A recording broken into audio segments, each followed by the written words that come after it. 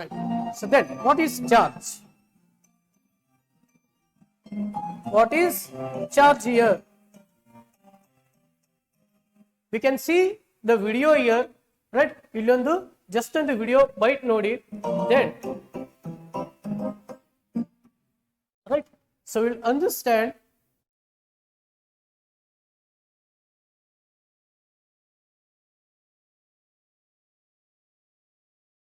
right. So allೊಂದು paper piece ಇದೆ, right. So ನಾನೇನ್ ತಗೊಳ್ತೀನಿ, ಒಂದು ಪ್ಲಾಸ್ಟಿಕ್ ಸ್ಟ್ರಾ ತಗೊಳ್ತೀನಿ.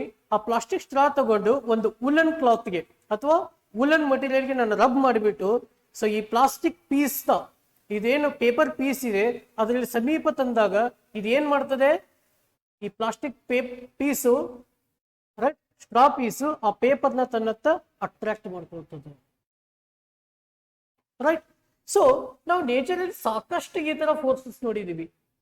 ಅಟ್ರಾಕ್ಷನ್ ಫೋರ್ಸ್ ಅಂದ್ರೆ ಆಕರ್ಷಣಾ ಬಲ, ರಿಪಲ್ಷನ್ ಫೋರ್ಸಸ್ ಅಂದ್ರೆ ಒಂದು ವಸ್ತು ತನ್ನ ಹತ್ರ ಬರ್ತಿರುವಂತ ವಸ್ತುನ ದೂರ ತಳ್ಳೋದಕ್ಕೆ ನಾವು ರಿಪಲ್ಷನ್ ಫೋರ್ಸ್ ಅಂತ ಕರಿತೀವಿ. ಸೊ ನಾವು ಸಾಕಷ್ಟು ಎಕ್ಸಾಂಪಲ್ಸ್ ನೋಡ್ತೀವಿ. ಫಾರ್ ಎಕ್ಸಾಂಪಲ್ ಒಂದು ಕೊಡ್ಬೇಕಂದ್ರೆ ನಾನು ಗುರುತ್ವಾಕರ್ಷಣ ಶಕ್ತಿ, that is gravitational force, gravitational force, right. So ಯಾವುದೇ ಒಂದು ವಸ್ತುನ ನಾನು ಭೂಮಿ ಸರ್ಫೇಸ್ ಇಂದ ಅಂದ್ರೆ ಭೂಮಿಯಿಂದ ನಾನು ಮೇಲ್ಗಡೆ ಎಸೆದಾಗ ಅದು ಭೂಮಿ ಆ ವಸ್ತುನ ತನ್ನ ಹತ್ರ ಸೆಳ್ಕೊಳ್ತದೆ. ಏನಿದಕ್ಕೆ reason? It is nothing but and gravitational force, right. It is a gravitational force. So suppose ನಾವು ಏನಾದ್ರು ಒಂದು ಮ್ಯಾಗ್ನೆಟ್ ತಗೊಂಡ್ರೆ, so we will take a magnet. Okay, so ನಾವು ಮ್ಯಾಗ್ನೆಟ್ ತಗೊಂಡಾಗ ಈ magnet right, so iron particles ನ ತನ್ನ ಹತ್ರ ಸೆಳ್ಕೊಳ್ತದೆ ಮ್ಯಾಗ್ನೆಟ್. ಸೊ ಐರನ್ ಪಾರ್ಟಿಕಲ್ಸ್ ನ ಅದು ತನ್ನ ಹತ್ರ ಸೆಳ್ಕೊಳ್ತದೆ. It will attract the iron pieces towards it, right. So ಇದು ಕೂಡ ನ್ಯಾಚುರಲಿ ಸ್ವಾಭಾವಿಕವಾಗಿ ಆಗುವಂತ ಕ್ರಿಯೆ. ಇವೆರಡು the magnet and gravitational force. ಹಾಗಾದ್ರೆ ಈ ವಿಡಿಯೋದಲ್ಲಿ ನೋಡಿರೋದೇನು, ರೈಟ್. ಸೊ ಇನ್ನೊಂದ್ಸಲ ನಾವು ಅಬ್ಸರ್ವ್ ಮಾಡಿದ್ರೆ ವಿಡಿಯೋದಲ್ಲಿ ನೋಡಿರೋದು ಯಾವ ತರ ಎಕ್ಸಾಂಪಲ್, ರೈಟ್. ಸೊ ಇದನ್ನ ನಾವು ರಬ್ ಮಾಡೋಕ್ಕಿಂತ ಮುಂಚೆ ಯಾವುದೇ ಅಟ್ರಾಕ್ಷನ್ ಫೋರ್ಸ್ ಇರಲಿಲ್ಲ, ರೈಟ್. ಸೊ ನಾವು ಪ್ಲಾಸ್ಟಿಕ್ ಸ್ಟ್ರಾನ ತಗೊಂಡು ರಬ್ ಮಾಡಿದಾಗ, ವುಲನ್ ಕ್ಲಾತ್ಗೆ ನಾವು ರಬ್ ಮಾಡಿದಾಗ ಅದು ಪೀಸ್ ಆಫ್ ಪೇಪರ್ನ ಅಟ್ರಾಕ್ಟ್ ಮಾಡ್ಕೊಳ್ತಿದೆ ತನ್ನತ್ತ. ಹಾಗಾದ್ರೆ ಏನಾಯ್ತು ಇದರಲ್ಲಿ ಏನಾಯ್ತು, ರೈಟ್.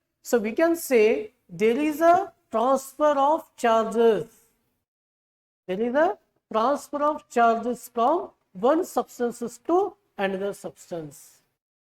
ಇಲ್ಲಿ ನಾವು ಸ್ಟ್ರಾನ ತೆಗೆದುಕೊಂಡು ಹುಲ್ಗೆ ರಬ್ ಮಾಡಿದಾಗ ವುಲನ್ ಕ್ಲಾತ್ ಅಲ್ಲಿರುವಂತ ಚಾರ್ಜಸ್ ಇದು ಸ್ಟ್ರಾಗೆ ಟ್ರಾನ್ಸ್ಫರ್ ಆಯ್ತು. ಅವಾಗ ಏನಾಗ್ತದೆ, ಈ ಚಾರ್ಜಸ್ ದೆಸೆಯಿಂದ ಈ ಚಾರ್ಜಸ್ ಟ್ರಾನ್ಸ್ಫರ್ ಆಗಿದ್ರಿಂದ ಇದು ಪೀಸ್ ಆಫ್ ಪೇಪರ್ನ ತನ್ನ ಹತ್ರ ಅಟ್ರಾಕ್ಟ್ ಮಾಡ್ಕೊಳ್ತದೆ, ರೈಟ್. ಸೊ ಹಾಗಾದ್ರೆ ಇದಕ್ಕೆ ಡೆಫಿನೇಷನ್ ಏನ್ ಕೊಡ್ಬೋದು ನಾವು ಚಾರ್ಜಸ್ಗೆ? ಏನ್ ಕೊಡ್ಬೋದಪ್ಪ ಅಂದ್ರೆ, so we can define this charge as the charge or electric charge is the property, it is the property or characteristics developed in the material. The property or it is a characteristic developed in the material by virtue of which it gains the ability to attract. It gains the ability to attract or repel such other particles. Okay, so ಏನಾಯ್ತು, ನಾವು ಸ್ಟ್ರಾನ rub ಮಾಡಿದಾಗ ಸ್ಟ್ರಾಗೆ charge ಸಿಕ್ತು, right. So ಆ charge ಸಿಕ್ಕಾಗ ಅದಕ್ಕೆ ಯಾವ ಪ್ರಾಪರ್ಟಿ ಬಂತು? It attain the property of attracting some other material. ಇದನ್ನ ನಾವು ಸ್ವಾಭಾವಿಕ ಅಂತ ಅನ್ನಕ್ ಬರಂಗಿಲ್ಲ. We have induce this property.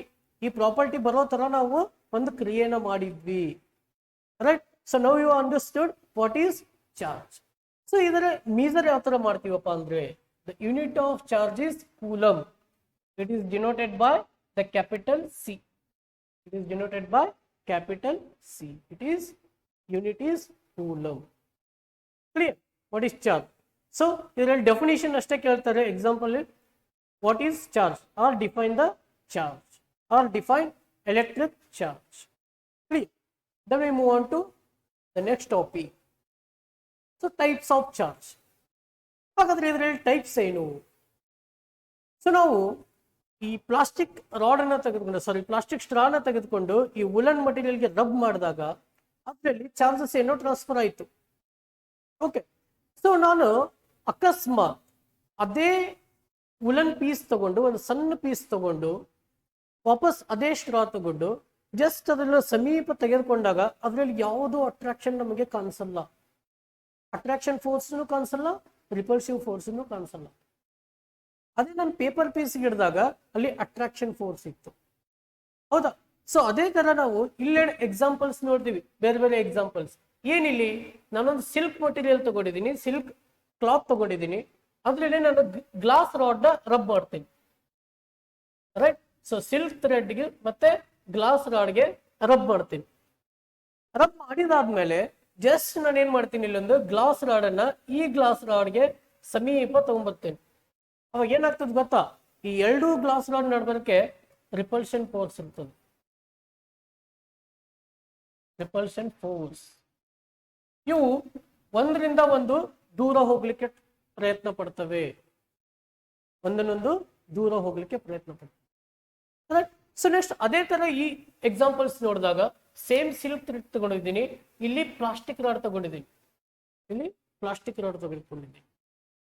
So ಎರಡನ್ನ ರಬ್ ಮಾಡಿದಾಗ ಪ್ಲಾಸ್ಟಿಕ್ ಚಾರ್ಜ್ ಅಲ್ಲಿ ಏನಾಯ್ತು, ಚಾರ್ಜ್ ಟ್ರಾನ್ಸ್ಫರ್ ಆಯ್ತು.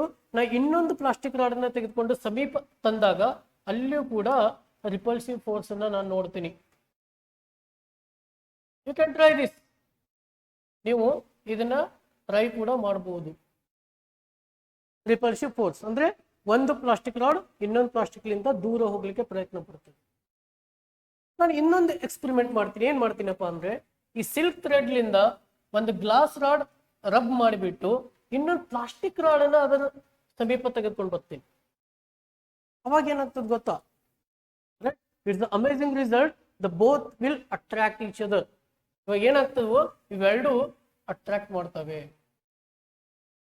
ಯಾಕೆ ಹಿಂಗೆ, ಯಾಕೆ ಈ ತರ ಇರ್ಬೋದು?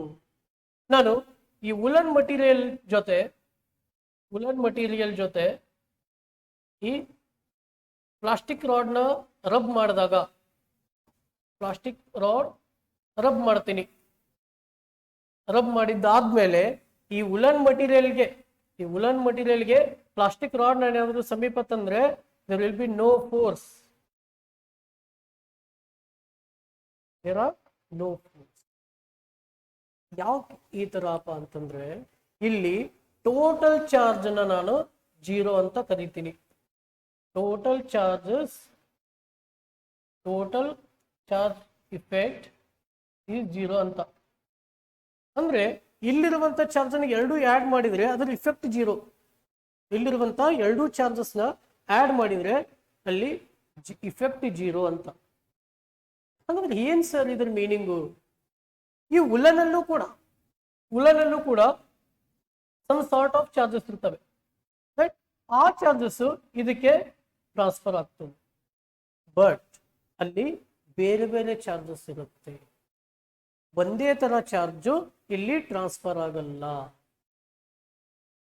ಇಲ್ಲಿ ನೋಡ್ತಿರ್ಬೋದು ಫಿಗರ್ ಅಲ್ಲಿ ನೀವು, ಇಲ್ಲಿ ಗ್ಲಾಸ್ ರಾಡ್ಗೆ ಪ್ಲಸ್ ಚಾರ್ಜ್ ಇದೆ, ಪ್ಲಸ್ ಅಂತ ನಾವು ಇಲ್ಲಿ ಸಿಂಬಾಲಿಕಲಿ ರಿಪ್ರೆಸೆಂಟ್ ಮಾಡಿದೀವಿ.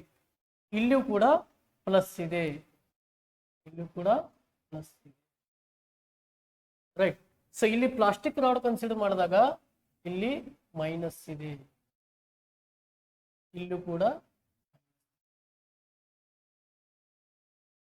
ರೈಟ್? ಸೊ ಅದೇ ಥರ್ಡ್ ಎಕ್ಸಾಂಪಲ್ ನಾನು ನೋಡ್ಬೇಕಾದ್ರೆ ಇಲ್ಲಿ ಗ್ಲಾಸ್ ರಾಡ್ ಮೇಲೆ ಪ್ಲಸ್ ಇದೆ, ಸೊ ಪ್ಲಾಸ್ಟಿಕ್ ರಾಡ್ ಅಲ್ಲಿ minus.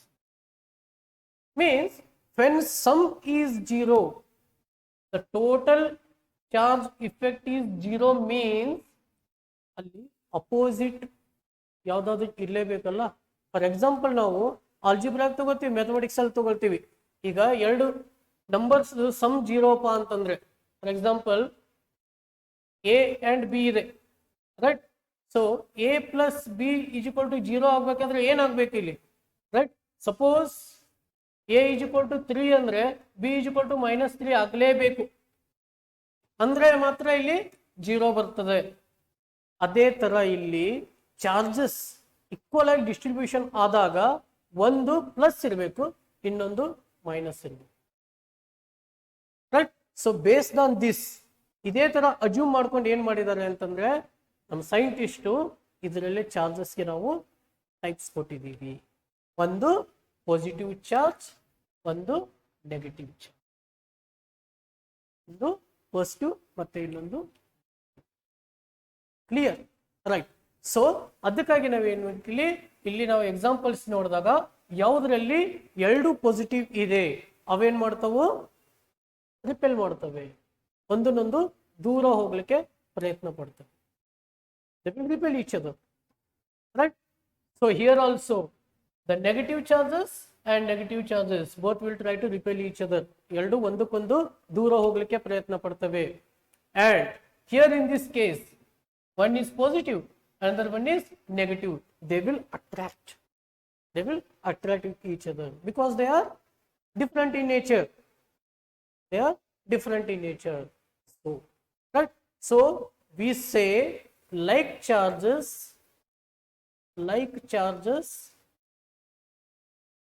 attract, like charges attract, and unlike charges,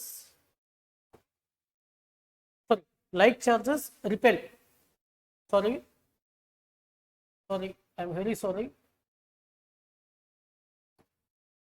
Like charges repel and unlike charges attract.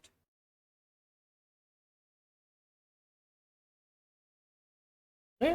Plus and minus, positive and negative charges attract, and positive and negative charges repel each other.